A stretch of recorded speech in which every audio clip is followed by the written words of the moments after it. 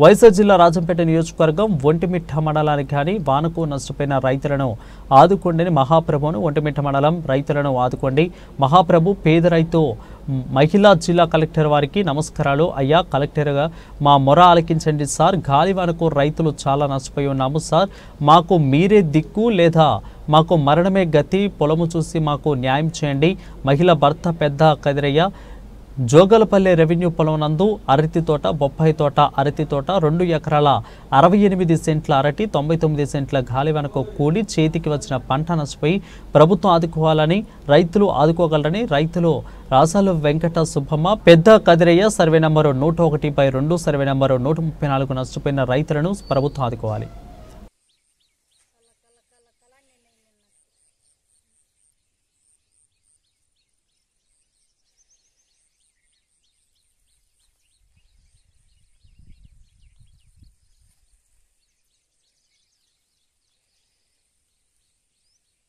నిన్న సార్ సత్వ కూడా చల్లాం సార్. ఇంకా ఇది కొద్దిగా మిలిగింది సార్ సత్వ. ఇది నిన్న మొత్తం 30,000 సత్వ పెట్టినాం సార్. దీనికి నిన్న పొద్దుగుకి లేకే గాలి వచ్చేకి భయపడి మేము వచ్చాము సార్. ఇంటికి వచ్చేసినాము.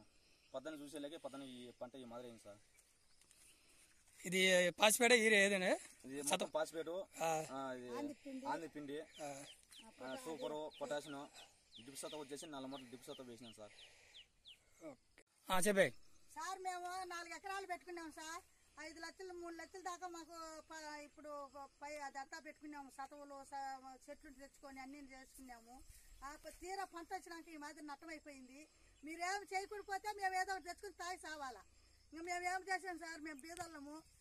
అంత పంటకు అంత అప్పులు తెచ్చి పెట్టుకున్నాం.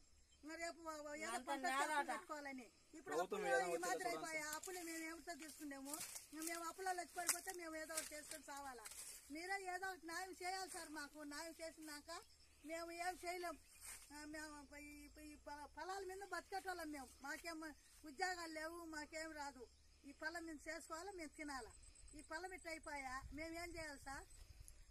మీరే ఏది చేసినా మీరే చేయాలా. మమ్మల్ని బతికిచ్చే మీరే బతికియాలా, చంపితే మీరే చంపాలా. అంతే సార్. ఇంకా కొడుకులు ఇద్దరము